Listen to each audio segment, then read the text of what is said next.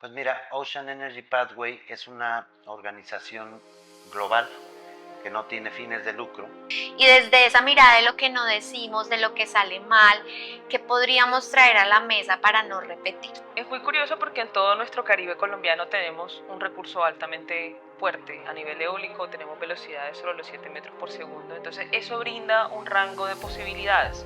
Poder tener esa posibilidad, ese privilegio de tener un recurso tan vasto, de poder elegir cuál sería la zona más estratégica para hacerlo.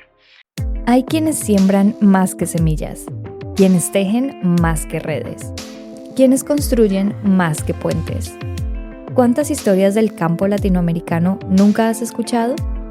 Somos Más que TIC, el podcast de Más por TIC, para escuchar esas historias, las que transforman comunidades, las que unen el campo y la ciudad, las que nos recuerdan que detrás de todo proceso hay una vida que lo sostiene, historias que inspiran, voces que transforman.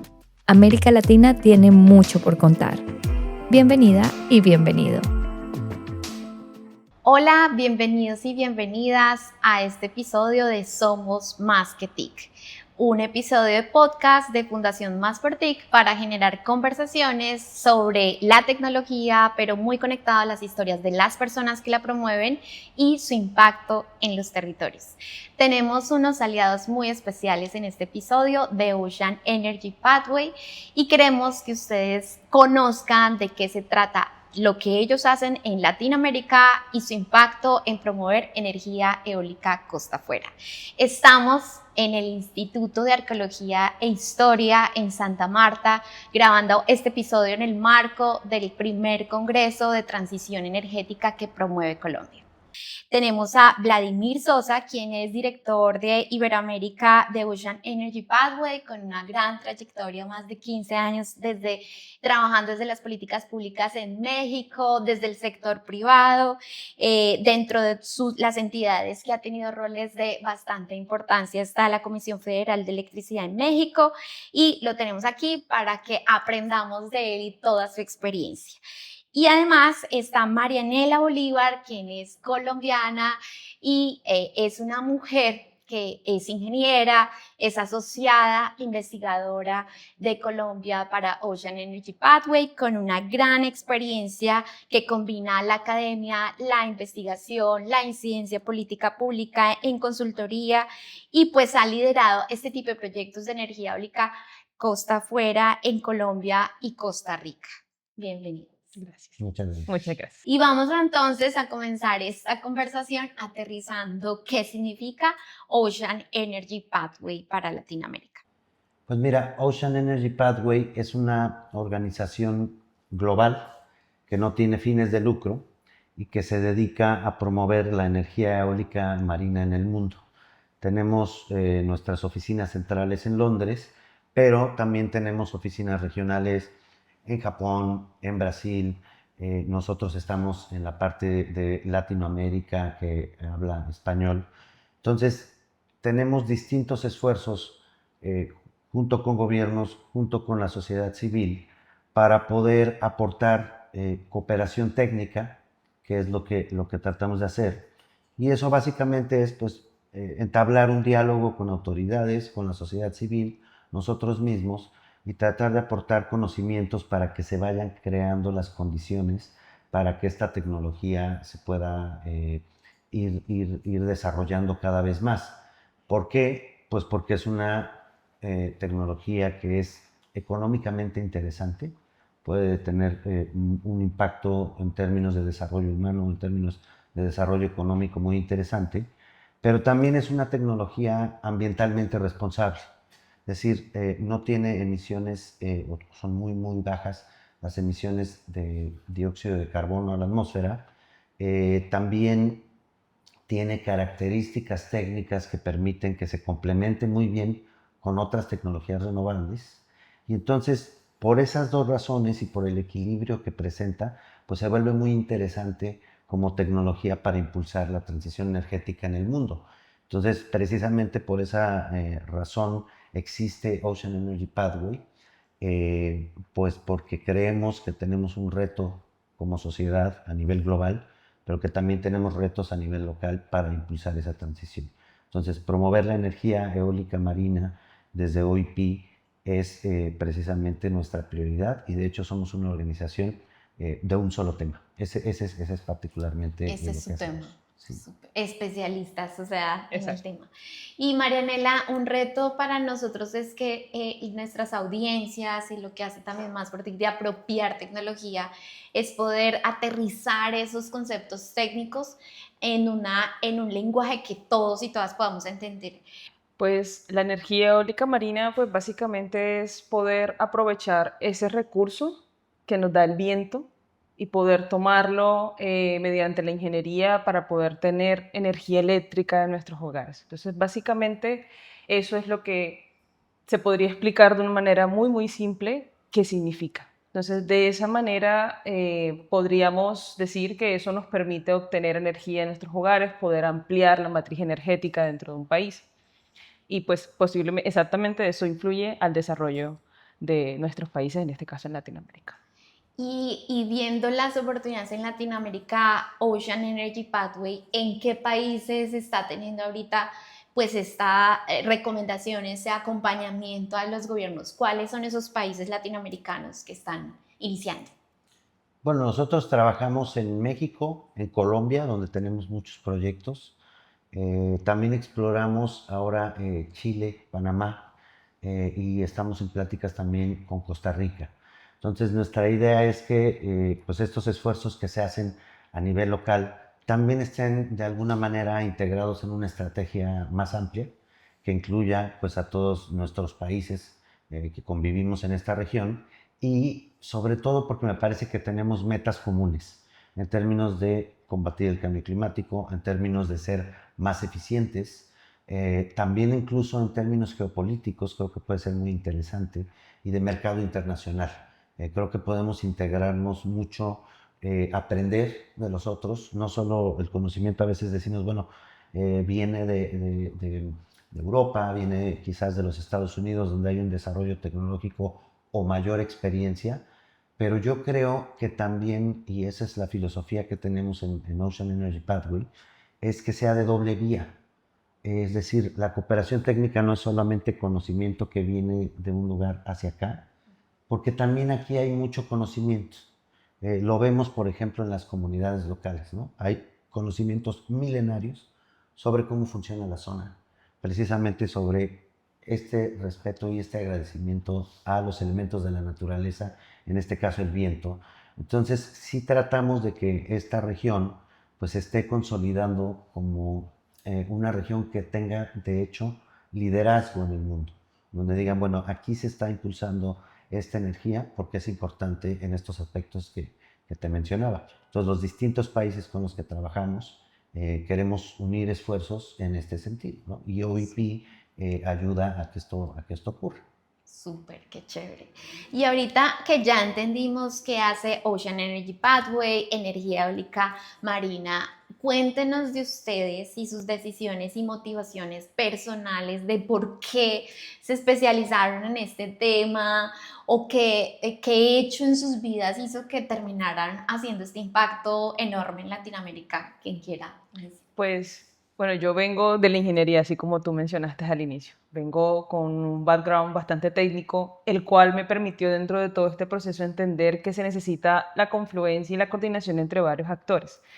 Y uno de ellos es el territorio, la academia, la industria, el gobierno. Entonces, en este caso es muy importante que todos estén sentados en la misma mesa, que se pueda generar una coordinación entre ellos para así poder hacer que un proyecto de energía eólica marina sea posible.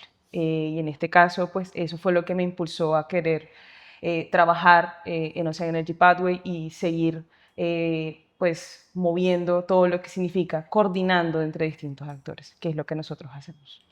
Ahí antes de Vladimir compartir su historia, ahí Marianela, Marianela en Colombia es un referente porque es una mujer que está en la ciencia, tenemos muy pocas mujeres en la ciencia, que es colombiana y está en el Reino Unido y está abriendo puertas para Colombia.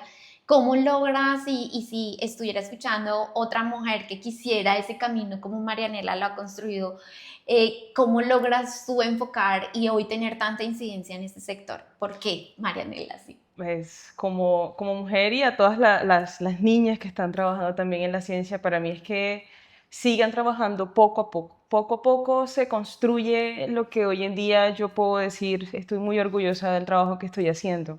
En ese sentido es, no desfallezcan, traten de seguir trabajando. Poquito a poco va sumando cada experiencia, con cada actor con el que hablas, con cada territorio al que llegas.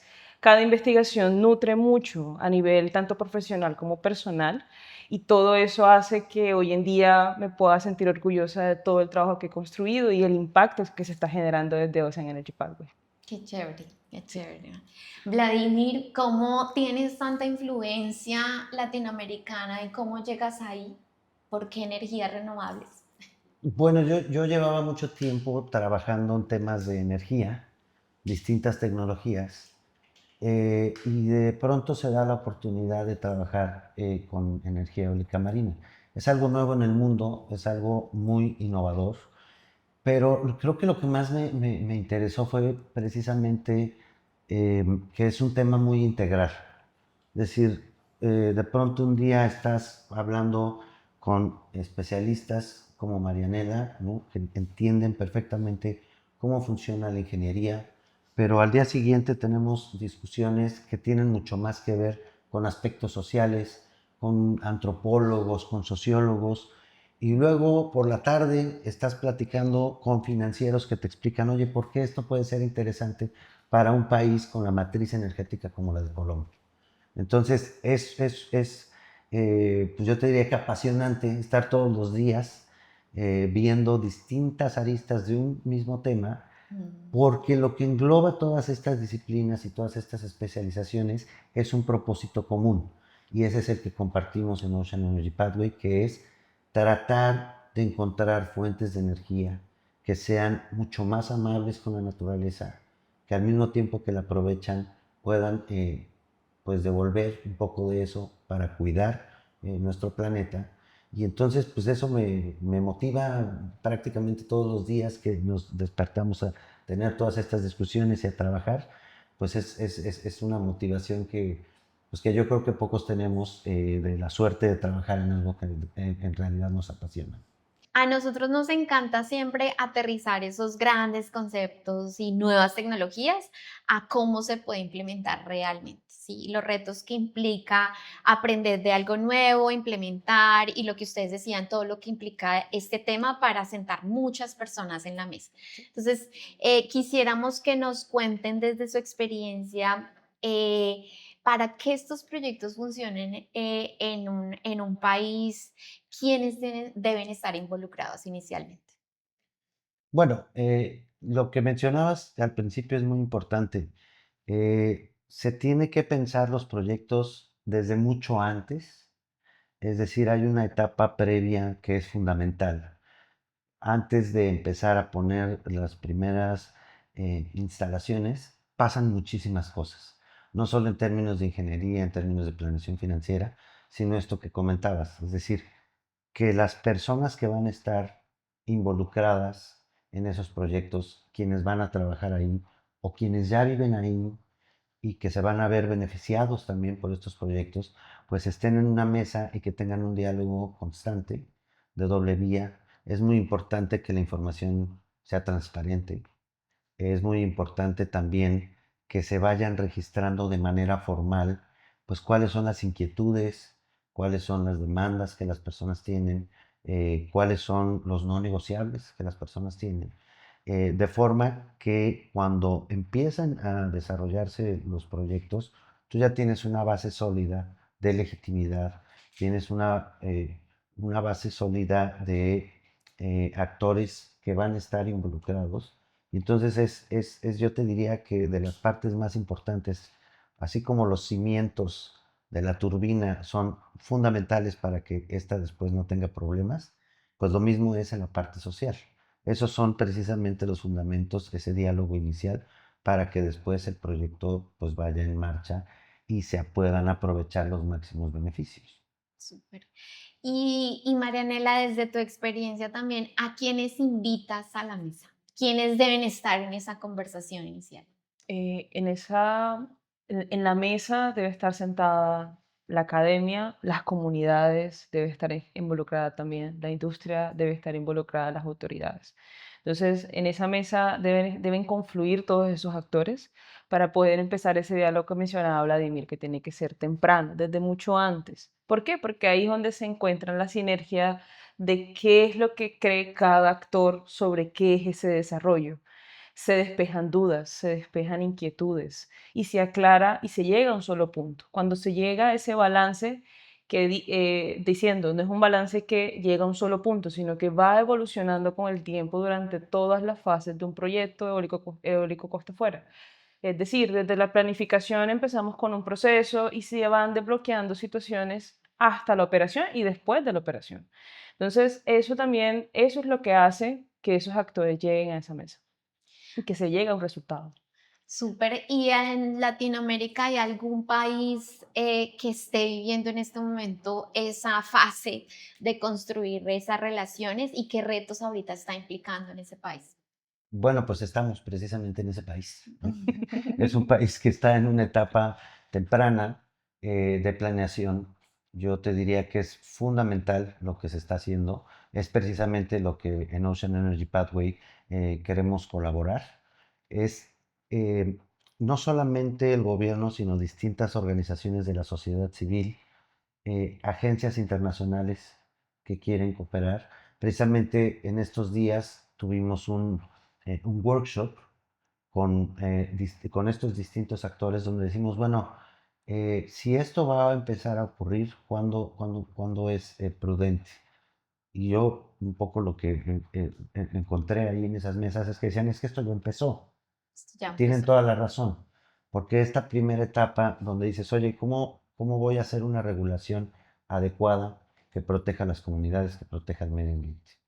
¿Cómo voy a hacer yo un esquema que sea atractivo para el sector privado? ¿Cómo voy a hacer yo? Etcétera, etcétera, etcétera. Todos ese paquete de políticas públicas, de incentivos que se tienen que ir generando, pues ya comenzó. Y yo creo que Colombia está tomando liderazgo a nivel Latinoamérica en ese sentido, porque parte de lo valioso que tiene ver la experiencia internacional, pues es no cometer los mismos errores. Y yo creo que en ese sentido Colombia lo está haciendo muy bien, porque dice, bueno, aprendamos de afuera, pero creamos nuestro propio modelo a partir de esa planeación, ¿no? Súper.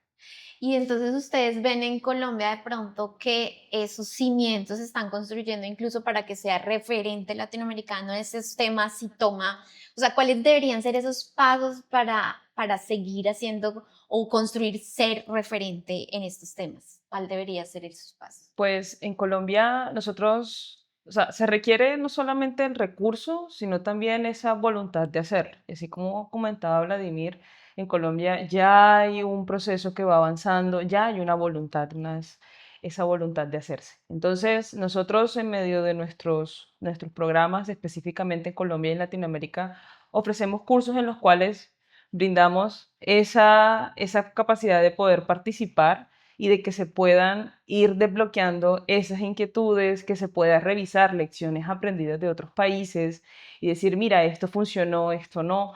Por ejemplo, a veces no necesariamente tenemos que tener todos los datos que se requieren para poder tomar decisiones a nivel de ingeniería o técnicas. A veces simplemente es tener ciertos datos estratégicos para poder avanzar. Y eso también son lecciones de otros países que nos sirven y nos nutren a nosotros como país latinoamericano. Entonces, en Colombia ya esa parte ha ido evolucionando y eso es lo que nos hace un referente a nivel de Latinoamérica. Genial. Y también aprendiendo de que esto no es fácil, que si ustedes pudieran priorizar de todos los retos que involucra pues hacer este tipo de proyectos, ¿cuál ha sido, no sé si es en Colombia o en otros países, cuál ha sido el mayor reto para comenzar? Fíjate que yo me iría más bien por el equilibrio, porque como estábamos platicando, son muchas las aristas que tiene en general el sector energético.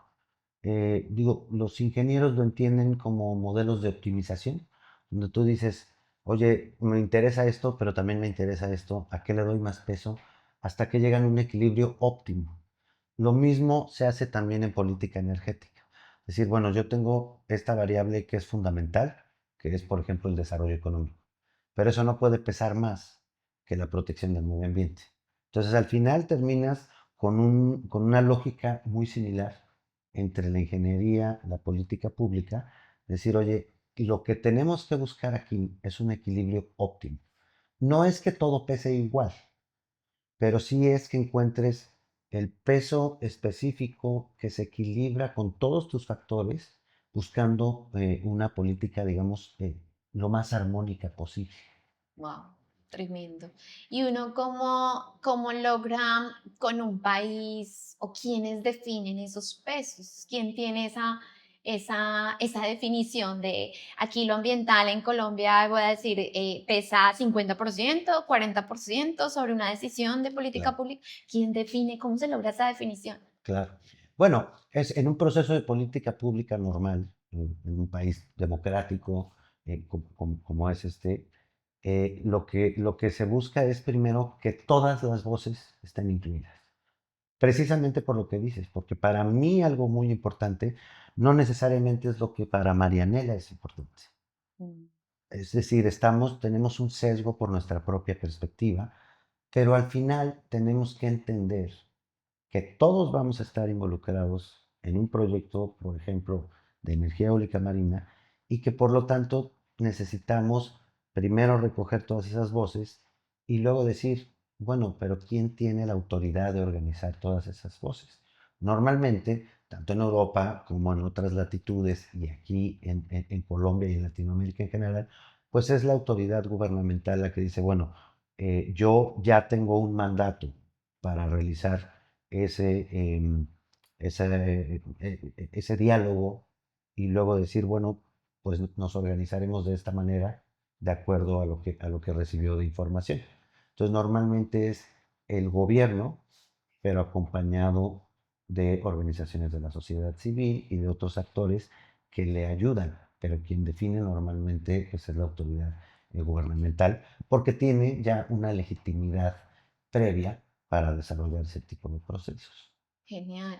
Y ahí como para entender también ustedes como organización sin ánimo de lucro, ¿en dónde están parados en ese proceso? Sí, entonces, en ese desafío que tiene ese gobierno de tomar estas decisiones, ¿ustedes en dónde se sitúan? ¿Cómo acompañan ahí? Sí. Bueno, Ocean Energy Pathway brinda asistencia técnica. Entonces nosotros a distintos actores que incluye el gobierno, sociedad civil, empezamos a una conversación también para entender primero y también nosotros expresamos qué es lo que es energía eólica marina en sí. Dentro de esa conversación, nosotros empezamos a revisar cuáles son esas necesidades también que hay dentro de, o esas inquietudes que brindan la asistencia técnica, que la nutren en sí. Por ejemplo, en Colombia hemos venido trabajando para poder brindar una guía de beneficios comunitarios, un marco de beneficios comunitarios, en la cual podemos dar una serie de recomendaciones sobre lecciones aprendidas y qué es lo que el modelo colombiano debería tener. Entonces, en ese momento se hicieron procesos también que confluyeron muchísimos actores. Trajimos academia, trajimos puertos, en este caso la industria, también tuvimos conversaciones con las autoridades, tanto regionales como nacionales, las cuales le dieron ese matiz al proyecto. En un proyecto, este proyecto ya va a ser publicado próximamente y entonces eso también brinda una nueva parte de la discusión y de la conversación. Igualmente también estamos trabajando en un proyecto sobre hoja de ruta para fuerza laboral. Entonces, se realizaron más de 100 horas de trabajo con muchísimos actores desde el SENA, desde academia, desde industria. Nuevamente, todas esas inquietudes, todas esas em, descifrar qué es energía eólica, así como tú mencionabas. Nosotros tenemos ciertos años trabajando en eso, pero hay comunidades o hay poblaciones que no saben qué es. Entonces es importante también aclarar, quitar aclarar esas definiciones y eso es lo que nos permite este proyecto poder hacer. Entonces, poder aclarar cuáles son esos roles, cuáles son esos perfiles que se necesitan y revisar nuestro estatus actual en Colombia con respecto a la energía eólica marina. Entonces, eso hacemos en Ocean Energy Pathway. Como Colombia está abriendo esa puerta de transición energética y uso de energía eólica costa afuera, quisiera preguntarles si hay personas, mujeres, hombres que nos estén oyendo y les llame la atención este tema, que hay que estudiar o que hay que tener en nuestro perfil para comenzar a involucrarnos en esto que apenas está ya gestionándose en Colombia. Uy, mira, pues yo te diría que lo primero que hay que tener es un compromiso, una pasión por el medio ambiente, por este tipo de temas, porque luego es un ambiente multidisciplinario. La verdad es que tanto en la industria como en la parte de políticas públicas, de organizaciones no gubernamentales, quienes trabajamos en energía eólica marina venimos de muy distintos contextos, venimos de muy distintas formaciones. Entonces, pues hay ingenieros especialistas en construcciones en alta mar, hay sociólogos, hay antropólogos, hay politólogos, hay economistas, hay financieros, y mucha gente viene de otros sectores. Al ser una tecnología de punta, una tecnología tan nueva, pues más bien se han ido recogiendo también profesionistas de distintas industrias que llegan a aportar su experiencia, sus conocimientos hacia el sector de energía eólica marina. No sé, Marinela, tú que también tienes trabajo científico y académico, quizás sabes más quién está estudiando ahora para incorporarse, Yo ¿no? pienso que es un momento ideal para mencionar el trabajo que estamos haciendo en la hoja de ruta. Dentro de ese diagnóstico, la transferencia de conocimiento es supremamente importante, la transferencia de perfiles. Entonces, yo viniendo de la ingeniería, yo soy ingeniera civil, pues se supone en la caja donde uno está configurado debe ser construcción, pero es un mundo abierto de posibilidades. La academia sirve como base como punto de partida para el conocimiento. Ya después de ahí uno puede empezar esa curiosidad, esa voluntad por nuevas tecnologías, es donde entra esa energía eólica marina y distintos tipos de desarrollo.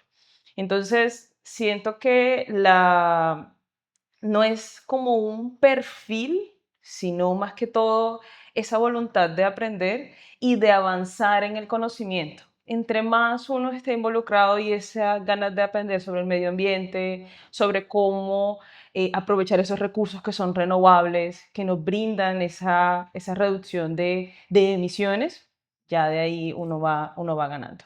Entonces, exacto. No, y yo sí quisiera destacar algo que mencionaba Marianela. Precisamente en OIP tenemos un proyecto que Marianela coordina precisamente para entender cuáles son las profesiones, cuáles son las habilidades que se van a requerir para desarrollar esta tecnología en Colombia en determinadas localidades.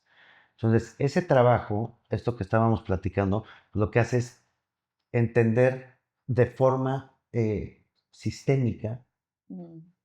qué es lo que va a requerirse. ¿Por qué? Porque eso permite pues, que el gobierno tome decisiones, permite también que la industria diga necesitaré tales cosas, tales habilidades. Entonces, por eso es una pieza de información fundamental. Y al finalizar ese proyecto, pues tendremos también un documento que podemos ofrecer a las autoridades, pero también al mercado en general, para reducir esas asimetrías de información, porque unos ya saben qué tipo de profesiones se van a necesitar. Ah, ok, entonces la universidad dice, bueno, necesito producir Ujú. ese tipo de profesionistas. O también el sector privado puede decir, ok, yo tengo este tipo de personas que ya trabajan aquí, ¿cómo los entreno para que se adapten para estas nuevas inversiones que vienen? Entonces, es una pieza muy importante para sistematizar esta información que es fundamental para que un mercado funcione. Y muy Genial. importante que se priorice lo local. Entre más se haga esa transferencia de información hacia todos los actores, nosotros como parte local empezaríamos también a trabajar en lo que se necesita. Entonces, lo local es lo más importante y eso es algo que el reporte también brinda, que se priorice el talento local colombiano, que tenemos y de sobra. Y también esa invitación a las comunidades donde pueden surgir estos proyectos que no solo tengan un rol de participar, sino de prepararse y de pronto tener empleo, pero tiene que, o sea, hoy estamos en un momento muy bueno para prepararnos y estar ahí listos cuando esta industria esté funcionando acá. Súper. Y ahí a partir de esos aprendizajes, ustedes mencionaban mucho que su asesoría técnica también radica en entender lo que el mundo ya ha hecho y que para ustedes esto no es nuevo. Entonces, si pudiéramos traer esas cosas que normalmente no se dicen en los proyectos, pero por lo menos en Más Verdict nos encanta saber lo que no sale bien, porque tenemos y creemos que pues los proyectos pueden a partir de experimentos entenderse mejor las cosas. Y desde esa mirada de lo que no decimos, de lo que sale mal, ¿qué podríamos traer a la mesa para no repetir? ¿Qué ha salido no tan bien en otros contextos o incluso en Colombia que no podemos repetir? Claro. Mira, yo creo que cualquier tipo de tecnología innovadora siempre tiene una curva de aprendizaje que se tiene que dar, ¿no? En inglés le llaman los early takers, ¿no? Es decir, estos primeros países que dicen, yo voy a ser el primero en adoptar esta tecnología. Bueno, claro que eso tiene un costo, pues no solamente de dinero, no solamente de desarrollo tecnológico, sino también de aprendizaje. Parte de las ventajas que tenemos nosotros es que operamos en distintas latitudes del mundo con países que han adoptado unos muy tempranamente esta tecnología, otros un poquito después, y nosotros lo que podemos es acumular todo ese conocimiento y tratar de aportarlo a la conversación que se está dando, en este caso en Latinoamérica y en particular aquí en Colombia. Entonces, sí es muy importante, pues primero decir, es normal, es natural que a veces las cosas no salgan perfectamente como estaban planeadas al principio, pero lo que sí es ideal es que no cometamos los mismos errores. Y una forma de no cometer los mismos errores es, pues, mejor leerlos y aprenderlos o eh, simularlos en un taller como el que tuvimos hace unos días, que volver a hacerlos en el campo, pues dado que ya aprendiste que a lo mejor en Inglaterra o a lo mejor en Dinamarca o a lo mejor en Japón esto ya pasó. Bueno, tengamos cuidado con eso. Eso no implica que tengas que copiar absolutamente todo, porque hay factores culturales, factores sociales que varían. Entonces, en la manera en que México tenga su propio modelo, Chile tenga su propio modelo, Colombia tenga su propio modelo, pero que sí esté basado en este cúmulo de experiencias, pues que te permitan anticiparte a estas lecciones aprendidas.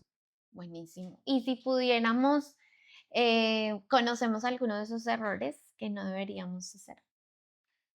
Pues No.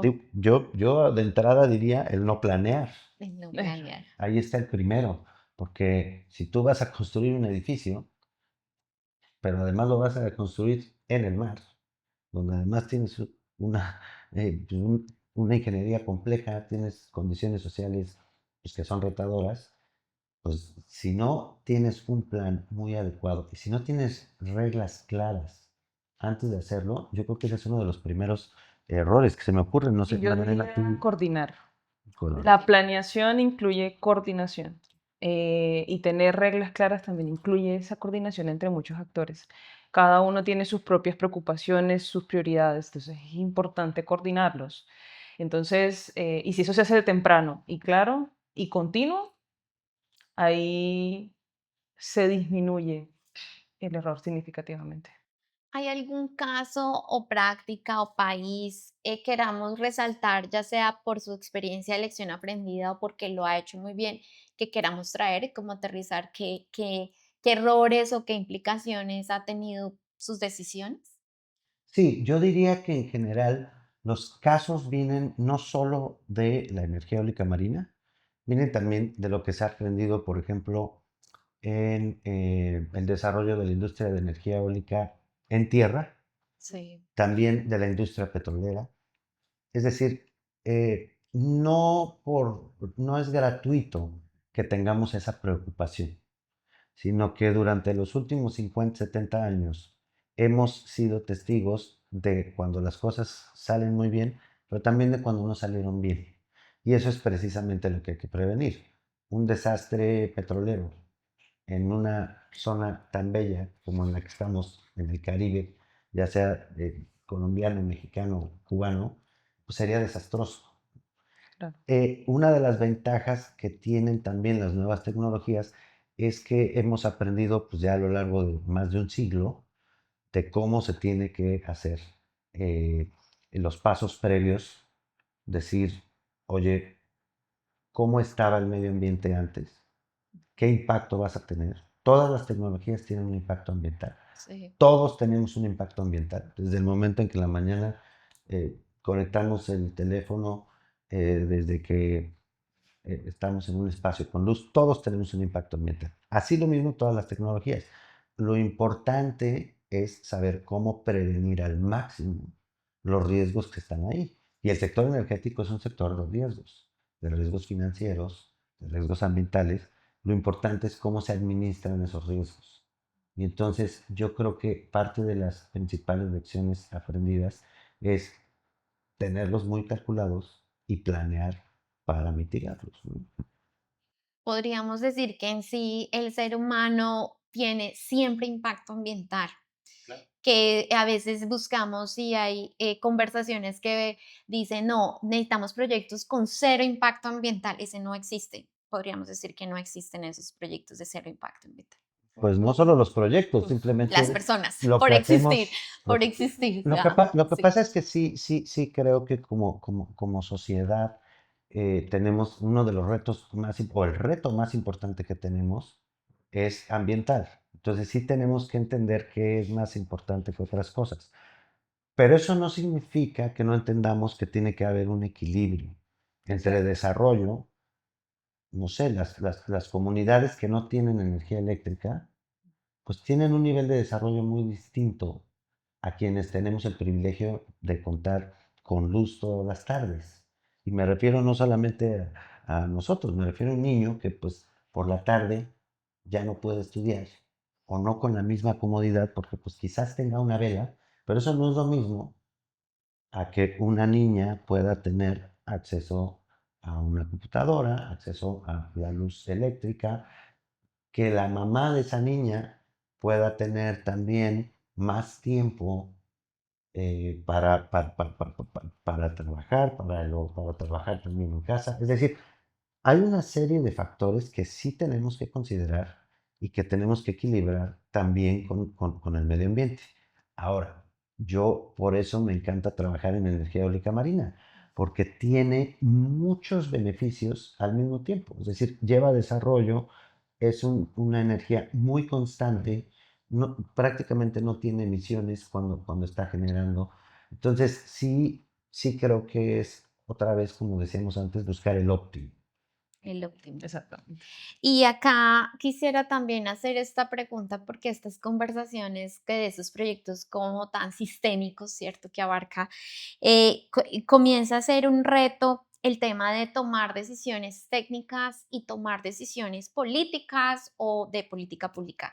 ¿Y en qué momento o qué pasaría si simuláramos una situación en algún país en donde hay la decisión técnica es una, que lo que dice, digamos, el paso a seguir normal de este proyecto es este, pero la decisión política es otra? ¿Qué pasa en ese escenario en el que estos dos mundos, o sea, y sobre todo, qué repercusiones tiene en este tipo de proyectos? Mm, La, la academia influye mucho en toda la toma de decisiones. Y no solamente, o sea, cuando se llega a se debe llegar a un balance entre todos los actores. Y cuando son las decisiones técnicas, un punto de equilibrio, un punto de quiebre también, tiende mucho a... Yo siento que ahí es donde también se tienen que tomar ciertas decisiones estratégicas y también para poder, en la construcción de ese modelo, sobre todo local, se requiere ir tomando decisiones, porque en cierta manera hay una incertidumbre a nivel de datos, a nivel de muchos factores. Entonces, yo pienso que el hecho de que se tomen esas decisiones también permite probar qué tanto va evolucionando la tecnología, porque no se puede detener, o sea, se tiene que continuar. Entonces, ahí la academia influye mucho porque da esa perspectiva técnica y se puede llegar a un balance estratégico para poder avanzar dentro del proyecto. Em, no es que haya un desacuerdo, sino que básicamente eso también permite que avance el proyecto en sí. Sí, yo creo que, Gracias. a ver, yo creo en las políticas públicas que están basadas en evidencia, pero al mismo tiempo creo que tenemos que ser muy cuidadosos de no tener una visión tecnocrática en extremo.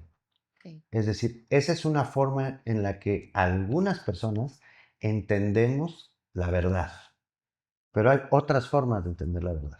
Una de ellas es precisamente la política en el mejor de los sentidos. Es decir, hay liderazgos locales, eso es una decisión política.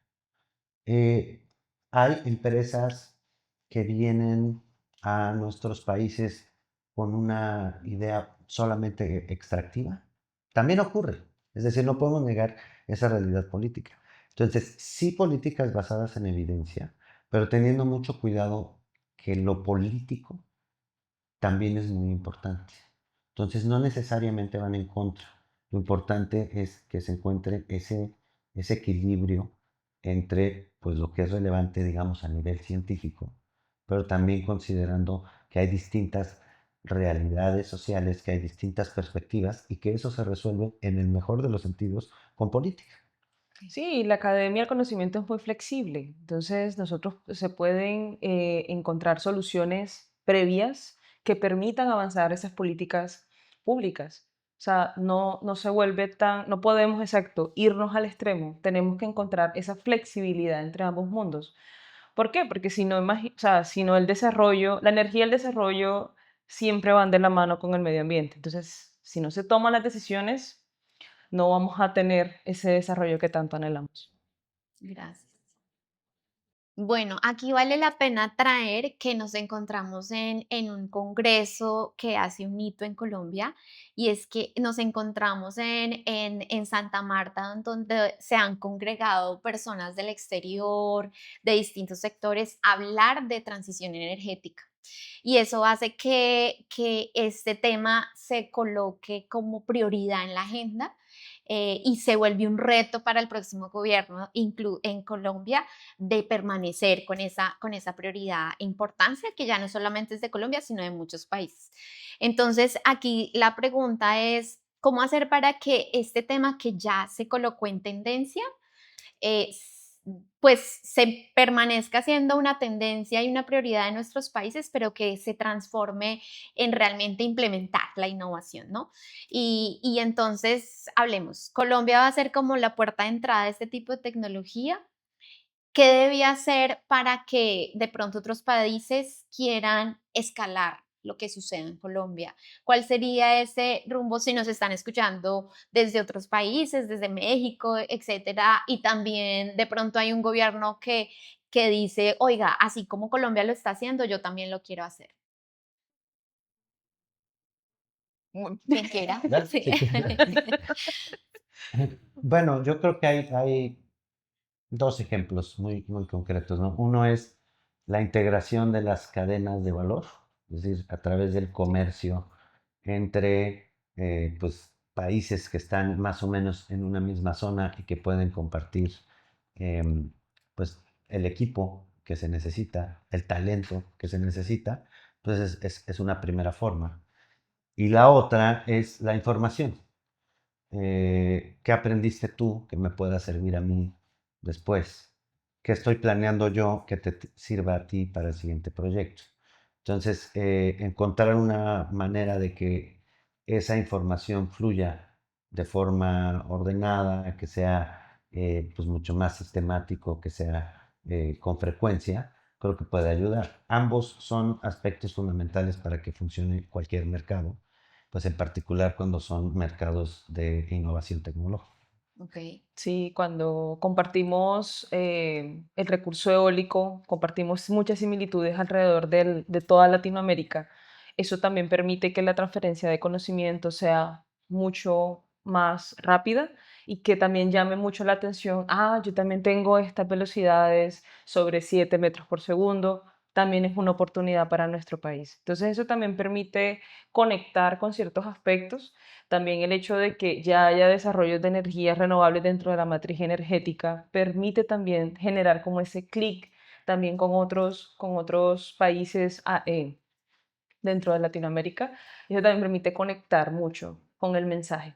Entonces, también es parte de esa transferencia de información que se requiere. Y para aterrizar siempre esa palabrita que nosotros usamos como innovar, a veces se queda como en el concepto de creatividad. Aquí hay una apuesta muy interesante, pero innovar implica implementar y generar impacto. Y para generar la innovación en este sector, voy a traer el rol de dos sectores para saber cómo estas personas se involucran. Y por un lado, el sector privado. ¿Cuál debería ser su rol aquí en este de innovar e implementar? Y sobre todo el de las comunidades. A veces estos temas son tan de pronto globales que no bajan y no se aterrizan. ¿Y cuál es el rol de las comunidades? ¿Cómo deberían involucrarse? Ya, si es en Colombia. Yo creo que el reto del sector privado y también de las comunidades y de las autoridades, tanto locales como nacionales, es que esa innovación sea local. Poder entender también cuáles son las condiciones locales a las cuales nos estamos enfrentando. El sector privado, como tú dices, viene de un mercado muy, muy global. Hay muchísimos contextos. Cada contexto tiene sus particularidades. Entonces, es importante también la escucha, esa escucha temprana, ese intercambio que es en doble vía de cada una de las comunidades y es donde el rol de ellos prima muchísimo. El poder alzar su voz, expresar cuáles son esas preguntas, qué es energía eólica marina, qué me beneficia este desarrollo y también el sector privado de escucha, de entender cuál es ese contexto local. Entender en qué contexto local se quiere hacer el desarrollo permite que esa transferencia en doble vía continúe dentro de todo el proceso hasta que el parque opere y después de eso. Sí. Yo ahí quisiera incluir y es, em, si yo soy una comunidad que escucho que de pronto en mi zona cercana o en mi departamento va a ocurrir este tipo de proyectos, ¿qué debería tener claro y sobre todo qué tipo de beneficios como comunidad yo voy a recibir? Tener una turbina en el mar, ¿cierto? Con ciertas condiciones. ¿Qué tipo de beneficios yo voy a tener como comunidad en estos proyectos? Bueno, fíjate que en el workshop que tuvimos el domingo, hacemos un ejercicio que sirve mucho para esto, porque a veces asumimos lo que uno necesita o asumimos todavía peor lo que el otro necesita. Entonces hacemos un ejercicio donde decimos, a ver, divídanse en equipos y ahora ustedes van a ser pescadores, ustedes van a ser una empresa que quiere invertir y luego ustedes más allá son buques que pasan por esta zona. Y luego, mediante un sistema que traen los especialistas, pues te ponen un mapa del mar y las personas van escogiendo zonas. Y es bueno, es que para mí esto es lo más importante, porque yo ahí pesco. Pero el otro dice, no, es que para mí eso es lo más importante, porque yo por ahí tengo que pasar. Y luego hay otro grupo de personas que también vive ahí desde hace mucho tiempo y que dice, no, no, no, no, no. Lo importante es esta parte que está más pegada acá, porque yo vivo del turismo, de la gente que viene. Entonces ahí es un ejercicio muy interesante porque te das cuenta de que dices, oye, tenemos que compartir este mismo espacio. ¿Cómo lo hacemos? Pues intentando de la manera más óptima. Obviamente el software que se utiliza ahí pues ayuda mucho, pero ese software no se alimenta solo, sino se alimenta a partir de tener estas conversaciones entre los distintos actores que están ahí. Entonces, para responder esa pregunta, oye, ¿cómo alguien puede prepararse para decir, oye, es que viene esta inversión? Bueno, antes de que llegue, es fundamental tener esas conversaciones.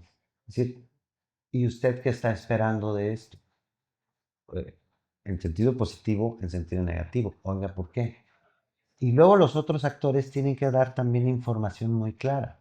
A veces se generan algunos mitos. Entonces, no hay mejor forma de resolver eso que con información transparente. Es decir, esto es lo que sí va a ocurrir, esto es lo que podría traer beneficios, pero también decir, aquí va a haber este impacto. Se tiene que reconocer y decir, bueno, ¿cómo lo hacemos de la mejor manera para que ese impacto sea el menor posible? Bueno, una de las inquietudes que tienen las comunidades y otros actores en estos proyectos que hemos podido evidenciar y es uno o un país cómo toma la decisión en qué áreas del mar se pueden implementar este tipo de proyectos. ¿Qué diríamos con respecto a eso? Bueno, Hay una serie de factores, unos son muy técnicos, es decir, dónde hay potencial. Otro que también es muy técnico, es decir, oye, si esta es una zona protegida, una zona ambiental que está protegida, pues entonces ahí no. Pero luego empiezas a sumar una cadena de elementos, porque también puedes tener tráfico marino por ahí todos los días, tienes a lo mejor actividad turística. Yo te diría que en general se logran acuerdos una vez que ya se ven a nivel geográfico qué zonas pueden ser interesantes. Las empresas que invierten en energía eólica marina, pues lo que menos quieren es tener problemas durante sus operaciones, ¿no? ujú. Entonces también ellos buscan pues estar en una zona que sea la más adecuada, ¿no? Sí, exacto. Ese mapeo, esa planificación espacial marina brinda todo eso. Entonces, en el taller que hicimos la semana pasada, brindó un avance de cómo se debería hacer, un entendimiento de cuáles son esas áreas de cada una de los sectores, incluyendo la industria que que puede colocar el desarrollo. Entonces, entender cuáles son esas áreas, cuáles son las prioridades de cada uno de ellos, también permite llegar a un consenso y poder saber cuáles son como esos mapas de calor, como dónde están esas zonas más que se lapan cada una de ellas. Entonces, ahí es donde entran esas conversaciones y que se puede llegar a un balance o a un consenso.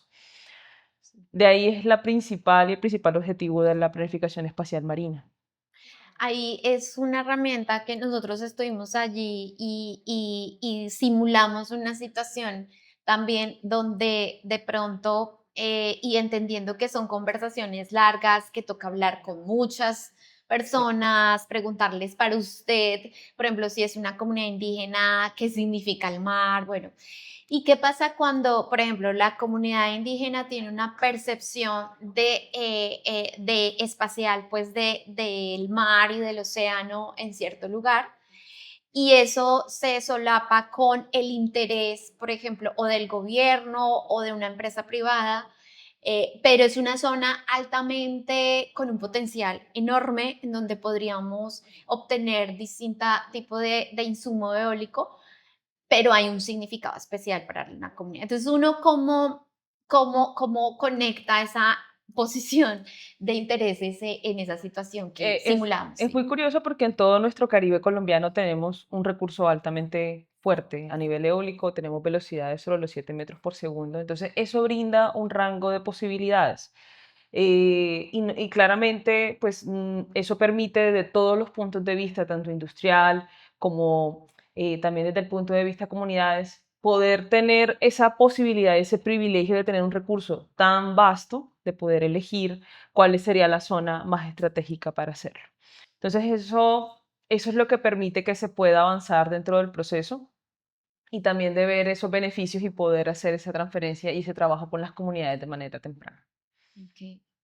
¿Alguna recomendación para algún gobierno que se enfrente a ese tipo de decisiones, que de pronto no tenga tantas posibilidades como lo tiene de pronto Colombia, y que solo tenga zonas muy concretas en donde la conversación se vuelve más difícil porque las posibilidades son más estrechas? ¿Qué recomendación darían ustedes en ese sentido?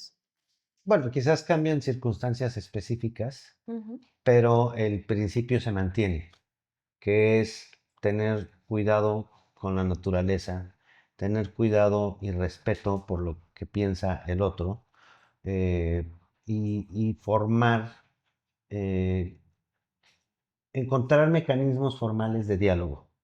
Sí. Es decir, no es una conversación que se dé de un día a otro, que lo puedas hacer en un café y ya. También ocurre, pues. Pero sí, una recomendación es que se institucionalicen esos espacios de diálogo, que se documente qué se dijo, que se registren cuáles son las posturas y por qué son relevantes. Entonces sí, creo que formalizar esa conversación entre las distintas voces que van a estar involucradas es fundamental. Y yo resalto un poco lo que ha venido pasando en este Congreso de Energías Renovables, porque justamente ayer los pueblos indígenas de la Amazonía sacaron, ¿cierto?, su asamblea de pueblos y Sí. aparte el documento de para ellos y cuál es su posición frente a la transición energética. Entonces, de pronto es una buena práctica en Colombia que aquí la conversación la están teniendo ya muchos actores y cada uno también está poniendo una posición, ¿no? Y eso es algo interesante para replicar de pronto. Sí. Viendo esto que Definitivo. puede ser replicable en otros países latinoamericanos, yo no sé si ustedes tienen en mente, además de Colombia, algún otro país, pero ¿quiénes están llamados a invertir? Si quisiéramos hacer un llamado a que Latinoamérica es un gran potencial, ¿a quién hay que hacerle ese pitch para que invierta en Latinoamérica en estos temas? Mira, yo creo que varía en el mundo, en el sector energético en general, pero hay más o menos modelos que prevalecen, ¿no? No solo es el sector privado, es decir, compañías transnacionales que pueden hacerlo, sino también compañías, por ejemplo, estatales, que a lo mejor antes hacían petróleo y dicen, oye, yo quiero cambiar en esta transición y ahora quiero hacer energía eólica marina. Eso también ocurre. Y esas son las empresas que, digamos, directamente estarían invirtiendo. Pero luego tienes una serie de proveedores que van a hacer ese funcionamiento de toda la cadena de valor. Y todos esos yo creo que más bien tendrían que ser o locales que se transforman o asociaciones entre empresas internacionales y locales que se adaptan para este tipo de proyectos. No sé, más o menos Sí, exacto. es Sí, porque al tener en Colombia tanto potencial a nivel de talento humano, también permite que se haga esa transformación y también como colombianos adaptarnos a ese nuevo proceso, prepararnos, continuarnos preparando en ese proceso para que la energía eólica marina sea una realidad. Entonces, sí, el hecho de que venga la parte de la industria también a nuestro país también permite que nosotros también nos continuemos preparando y que la parte local prevalezca cuando el desarrollo sea una realidad. Y cómo lograr que, digamos, conocemos de pronto el caso de Noruega que comenzó a tener incluso sus propias certificaciones, ¿cierto? ¿Cómo Latinoamérica puede pasar de pronto depender en tecnología y en conocimiento en estos temas a ser proveedor de conocimiento, lo que ustedes decían al inicio, que Colombia, no Colombia, sino realmente Latinoamérica podría enseñarle al mundo cómo se hace eso? Como ese camino de que aquí tengamos de pronto la fabricación de elementos, la academia, que cómo de verdad materializar a que seamos el mundo de experimentar, a enseñarle incluso a otros países ya desarrollados que aquí se hace de una manera diferente. Bueno, pues yo creo que un proceso largo. Sí, Entonces lo importante es decir, bueno, cuando empezamos, y Colombia ya empezó. Ok. Es decir, yo creo que algo que puede hacer eh, que transites de esa recepción de conocimientos o de tecnologías a que luego tú puedas aportar un poco más, tiene mucho que ver con el método, es decir, con que se vayan siguiendo los pasos. Si se hace ordenadamente y es un éxito, pues entonces otros países van a querer aprender. Si no pones atención en estos primeros pasos, le servirá a alguien como lección, pero no en el mejor de los sentidos. mm, Entonces yo creo que por ahora ese es el aspecto en el que más se debería pues de concentrar los esfuerzos, ¿no? Sí creo que además de la propia tecnología, es decir, a nivel físico, también hay formas de hacer las cosas, por ejemplo, en cuanto a la administración y el comercio, las cadenas de valor, en las que Latinoamérica tiene una posición privilegiada a nivel, digamos, geoestratégico. Otro asunto que no es solo comercial, también tiene mucho que ver con la geopolítica. Desafortunadamente estamos viendo conflictos que nos recuerdan cómo algunas energías pues son riesgosas en términos de la seguridad energética que puedes tener. Latinoamérica, en particular, es un país con una riqueza de recursos energéticos impresionante. Si se empieza a dar este desarrollo tecnológico de distintos tipos de energía, en nuestro caso de energía eólica marina, sí se puede convertir no solo en un referente en el mundo, sino en un proveedor de energía que acompañe el desarrollo que se requiere a nivel global. Ok, wow. Y ya cerrando esta conversación, que incluso muy interesante para quienes queremos involucrarnos, apostar y aprender sobre esto, algo que quieran decir de cierre a las personas que nos están escuchando, de por qué trabajar con ustedes o por qué apostarle eso. No sé si Marianela quieras hacer esa invitación. Pues yo siento que ya hemos venido progresando. Colombia ha venido progresando desde hace muchos años en esto de la transición energética. Latinoamérica tiene la oportunidad de continuar avanzando. Nosotros desde Ocean Energy Pathway somos un punto de partida para ese conocimiento, para poder avanzar y para poder traer muchos actores a la mesa y que realmente se puedan llegar a acuerdos, se pueda ver cómo esa energía, ese desarrollo y ese medio ambiente pueden confluir dentro de un mismo espacio. Gracias Marianela por estar acá. Gracias. Vladimir, si quieres decir algo final. No, pues antes, muchas gracias una vez más por la invitación. Y lo único que yo diría es pues un poco pedirle al público que no se quede solamente con lo que dijimos aquí, sino que vaya también pues, a buscar en internet.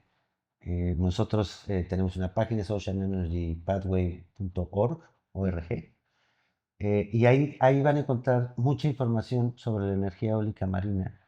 Tenemos una biblioteca que es accesible para todo el mundo. Hay materiales especializados, pero también hay materiales para quien apenas va empezando. Entonces yo sí invitaría al público a explorar más sobre esta nueva tecnología porque de verdad es interesantísima y creo que puede ser la energía eólica marina un hito en el desarrollo del sector energético. Y pues solamente agradecer nuevamente la invitación. Sí, muchas gracias Eli por esta invitación, la verdad, muy contenta de estar aquí. Ay, gracias a ambos, a la organización Ocean Energy Pathway, decirles a todos y todas que esta conversación pues es inicial, pero ojalá sea también introductoria para enamorarse de este tema como nosotros ya estamos enamoradas. Invitarles a que sigan las redes sociales de Ocean Energy Pathway en LinkedIn, que va a tener acceso a esta conversación completa, pero también nuestras redes sociales, que esto va a ser publicado por YouTube, por Spotify y por las redes de Más por TIC, Más XTIC en distintas redes sociales. Nos sigan, nos dejen sus preguntas y esperamos este espacio haya sido súper valioso para ustedes. Detrás de cada proceso hay una vida que lo sostiene. Detrás de cada cambio, alguien que decidió empezar. Esto fue Somos Más que TIC. Cada historia que escuchas es una historia que alguien decidió contar. Y tú puedes ayudar a que llegue más lejos. Comparte, comenta y cuéntanos qué te llevaste de este episodio. Un podcast de Más por TIC.